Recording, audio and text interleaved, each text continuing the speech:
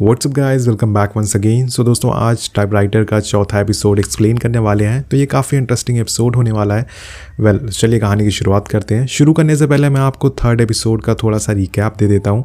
तो third episode में हमने देखा था कि सुल्तानपुर गाँव में फ़कीर की माँ को गाँव वाले ने उसकी आंखों के सामने मार दिया था, जिसके बाद फ़कीर को किसी ने नहीं देखा कि वो कहाँ गया। अब उसके पास शक्तियाँ भी आ चुकी है। तो आगे क्या होगा हमें इस एपिसोड में पता चलेगा। एपिसोड 4 की शुरुआत में हम एक अनजान आदमी को देखते हैं और उसके सामने से एक लेडी गुजरती है। दोनों एक दूसरे को देखते हैं लेकिन कुछ नहीं बोलते।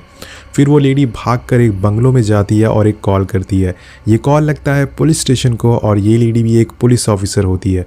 दूसरी साइड एक अशोक नाम का ऑफिसर फ़ोन उठाता है और वो उसे बोलती है कि उसने अभी अभी फ़कीर को देखा है यही पास के गांव में। अशोक उसकी बात पे यकीन नहीं करता क्योंकि फ़कीर एक शातिर मुजरिम बन चुका है। वो किसी को ऐसे ही चलते हुए कैसे दिख सकता है। लेकिन वो लेडी ऑफिसर उसे फ़कीर का हुलिया बताती है, जिससे अशोक को उसकी बात पर यकीन हो जाता है। फ़ोन रखते हुए अशोक उससे कहता है कि तुम वहीं रुकना, कहीं मत जाना, मैं अपनी यूनिट लेके आ रहा हूँ। लेकिन उस लेडी ऑफिसर को यानी कि माला को सब्र नहीं होता और वो सीधा उस झोपड़ी की तरफ जाने लगती है। और वहीं दूसरी तरफ हम झोपड़ी के अंदर का सीन देखते हैं, जहां पर फ़कीर एक छोटे बच्चे को ब्लड मून के बारे में बात कर रहा होता है, जिसमें वो उसे बताता है कि उस दिन हम एक आदमी की बलि देंगे और वो दिन बहुत ख़ास होगा। इसी दौरान गेट पे कोई आता है। जब फ़कीर गेट खोलता है तो वहाँ माला होती है, जो चेक करने आई थी कि असल में इस सुनसान घर में फ़कीर क्या कर रहा है। वो उसे झूठ बोलती है कि वो पास के चर्च से आई है और इस संडे चर्च में प्रोग्राम है, इसलिए वो उन्हें इनवाइट करने आई है। और माला उससे कहती है कि मैं तुम्हारे बच्चों से मिलना चाहती हूँ। फ़कीर भी हाँ कर देता है और उसे घर के अंदर आने को कहता है। इसके बाद वो वहाँ बैठे सारे लोगों से माला का इंट्रोडक्शन करवाता है। लेकिन जब हम माला की नज़र से देखते हैं तो वहाँ कोई भी नहीं होता है सिवाय इन दोनों के। मतलब वो सभी लोग की आत्मा है जिनसे फ़कीर बातें कर रहा था। यहाँ हमें पता चलता है कि फ़कीर भी आत्माओं को देख सकता है। वो आत्माएं फ़कीर की भी बात मानती थी। इसी बीच फ़कीर को भी पता चल जाता है कि माला पुलिस वाली है, लेकिन वो उसे कुछ नहीं करता क्योंकि फ़कीर का प्लान कुछ और ही होता है दोस्तों। अब अशोक भी अपनी टीम लेकर यहाँ पहुँच जाता है और उसे देखकर फ़कीर माला को पकड़ लेता है, जिसके बाद फ़कीर माला को छोड़ देता है और उसे घर के बाहर जाने को कहता है। लेकिन जैसे ही वो थोड़ी दूर पहुँचती है, फ़कीर अपनी शक्तियों का इस्तेमाल करता है और मुट्ठी बंद कर लेता है, जिससे माला की भी वही मौत हो जाती है। और ये देखकर सभी पुलिस वाले उसे मारने के लिए आगे बढ़ते हैं, लेकिन वो एक एक करके सभी की जान निकालता रहता है। और ये मंजर देखकर फ़कीर की पत्नी जो होती है वो अशोक से कहती है कि उसकी आंखें बंद कर दो, जिससे वो शरीर के अंदर नहीं देख पाएगा। फ़कीर लोगों की आंखों में देखकर उनकी आत्माएं चुरा लेता है और उसी आंखों को ढक दो। अशोक ऐसे ही करता है। वो फ़कीर के मुंह पे कपड़ा डाल देता है और फिर बेहोश कर देता है। लेकिन तब तक दोस्तों देर हो चुकी थी। माला मर चुकी थी और कई पुलिस वाले भी मारे गए थे। इसके बाद एक पुलिस वाला अशोक को उस झोपड़ी के अंदर बुलाता है, जहां उन्हें एक बेसमेंट मिलता है। जब वो दोनों उसके अंदर जाते हैं तो वहाँ उन्हें बहुत सारे लोगों की लाशें मिलती है, जिसमें एक छोटे बच्चा भी था। अब ये लोग वही थे दोस्तों जिनकी आत्माएं हमें थोड़ी देर पहले देखने को मिली थी। अब सीन शिफ्ट होता है और हम प्रेजेंट में आते हैं। हम तीनों बच्चों को देखते हैं, जिनके पास निक आता है, जो समायरा से कहता है कि तुमने मेरी मॉम को भूत क्यों बोला, तुम ऐसा कैसे कह सकती हो। और वो उससे बोलती है कि मैं इन सब चीज़ों में तुम्हें नहीं लाना चाहती हूँ, मैंने उसे माफ़ी मांग ली है। लेकिन निक बहुत गुस्से में होता है। वो उससे कहता है कि तुम्हें माँ का मतलब क्या पता, क्योंकि तुम्हारी तो माँ है ही नहीं। अब ये सुनकर दोस्तों समायरा को बहुत ही बुरा लग जाता है और वो वहाँ से चली जाती है। वहीं दूसरी तरफ जेनी पोस्ट ऑफिस पहुंच जाती है, जहां उसे अपनी नैनी सारा का पता भी मिल जाता है। और इधर समायरा मूसेस के पास जाती है उससे बुक लेने के लिए, और मूसेस उसे कहता है कि इस बुक में जो भी लिखा है उसने सारी चीज़ें अपनी आंखों से देखी है। और मूसेस उसे बुक दे देता है और वहां से जाने को कहता है। लेकिन समायरा थोड़ी देर बाद दोबारा से बोर्ड पे आती है और उससे बोलती है कि आपने ये सब अपनी आंखों से कैसे देखा है, क्या मुझे बता सकते हो। और जो कि मूसेस और समायरा दोस्त बन चुके थे, तो मूसेस उसे पूरी कहानी बताने को राज़ी हो जाता है। लेकिन वो एक शर्त रखता है कि वो इसके बारे में किसी को भी कुछ नहीं बताएगी। अब समायरा मान जाती है। वहीं एक तरफ जेनी सारा के घर पहुंचती है और उसे देख के सारा उससे कहती है कि तुम्हें बर्तेज विला दोबारा नहीं आना चाहिए था। उसकी कहानी बहुत ही भयानक है और सारा भी दोस्तों जेनी को कहानी बताना चालू कर देती है। सारा और मूसेस जो भी कहानी बताते हैं वो बिल्कुल सेम होती है, क्योंकि उन दोनों का बर्तेज विला में काफ़ी आना जाना होता है। अब इधर सारा जेनी को कहानी बता रही होती है, उधर मूसेस समायरा को फाइनली इस वेब सीरीज़ का सस्पेंस रिवील करता है।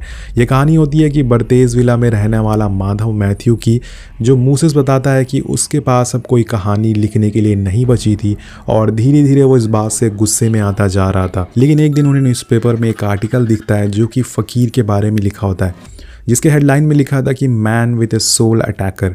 ये देख के माधव को अपनी अगली कहानी का आइडिया मिल जाता है, जिसके बाद ही वो अगले दिन जेल जाकर फ़कीर से मिलते हैं। अब माधव एक बड़े राइटर थे और गांव में उनका काफ़ी नाम होता है, इसी वजह से इंस्पेक्टर भी उन्हें फ़कीर से मिलने की अनुमति दे देता है। और इसके बाद फ़कीर को एक रूम में लाया जाता है जहां अशोक उससे कहता है कि यहाँ एक बहुत बड़े राइटर आए हैं जिन्हें तुम्हारी कहानी में दिलचस्पी है, वो तुमसे जो भी पूछें तुम्हें सच सच बोल देना है। वेल, फ़कीर की आंख पे अभी भी दोस्तों एक कपड़ा लगाया हुआ होता है, क्योंकि अगर उसे हटा दिया तो काफ़ी बड़ी मुश्किल आ सकती है, क्योंकि वो अपनी आंखों से आत्माओं को चुरा सकता है।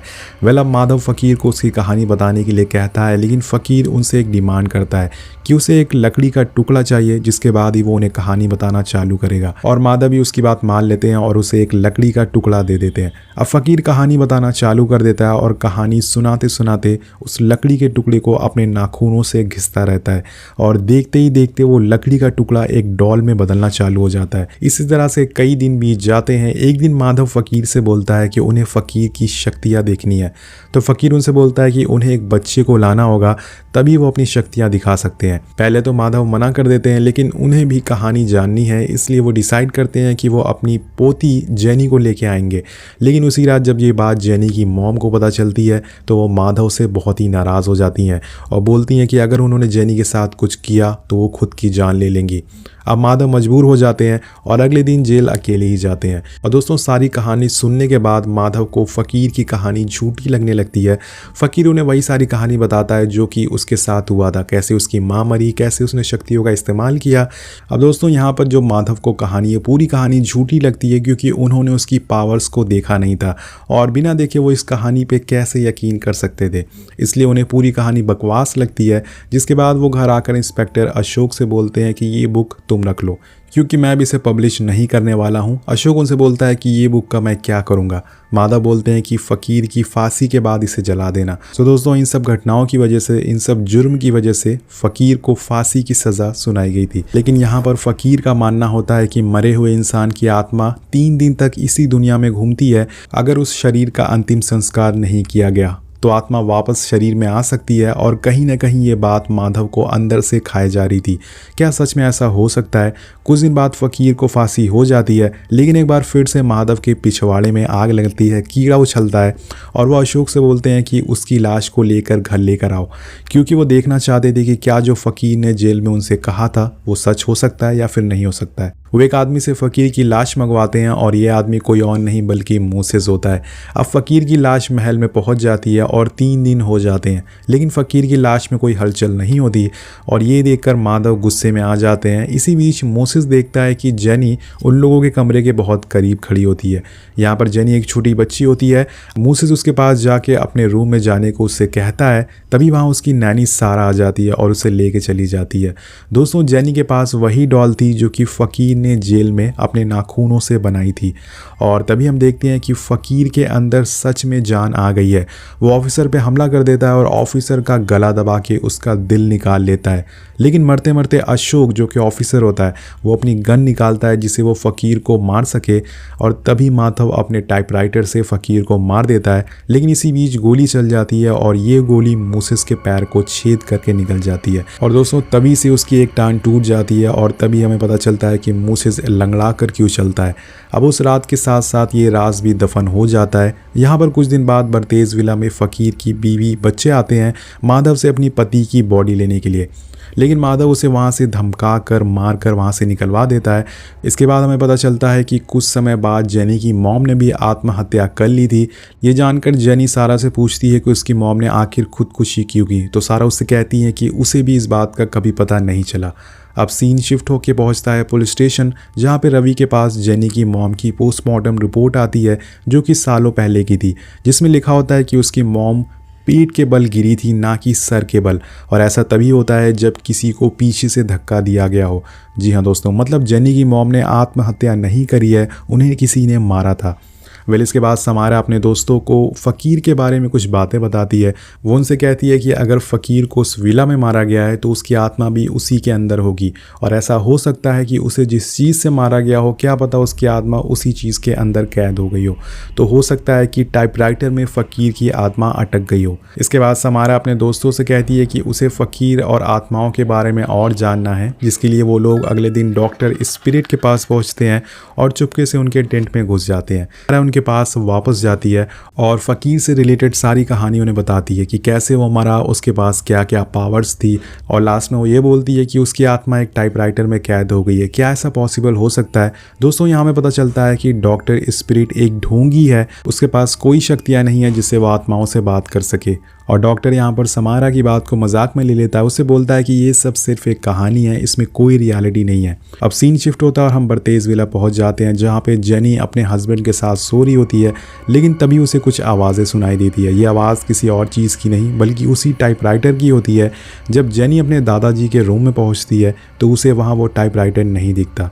वो घबराते हुए बाहर आती है और तभी वो पूरी तरह से शॉक हो जाती है, क्योंकि वो एक और जेनी को अपने सामने देखती है जो कि सेम उसी की तरह दिख रही थी, मतलब दूसरी जेनी। और इसके बाद दूसरी जेनी असली जेनी से कहती है कि हम एक हैं, घबराओ मत। ये बोलने के बाद वो जेनी को किस कर लेती है, जिसके बाद मुंह पे उसके एक कट लग जाता है। लेकिन तभी हमें पता चलता है कि ये जेनी का एक सपना था, और फिर जेनी की आंख खुल जाती है। वो भागते हुए अपने दादाजी के रूम में जाती है, बट यहाँ पर सपने में हुई चीज़ें सच हो जाती है। जो कट जेनी के मुंह पे लगा था, जो उसके लिप्स पे लगा था, वो असली में था। और इसी सस्पेंस के साथ ये एपिसोड यहीं ख़त्म हो जाता है। वेल गाइस, इसका लास्ट एपिसोड मैं जल्दी अपलोड करने की कोशिश करूँगा। आपको ये वेब सीरीज़ कैसी लग रही है नीचे कॉमेंट करके ज़रूर बताइएगा। मिलते हैं आपसे अगली वीडियो में। Thank you so much watching. Peace out.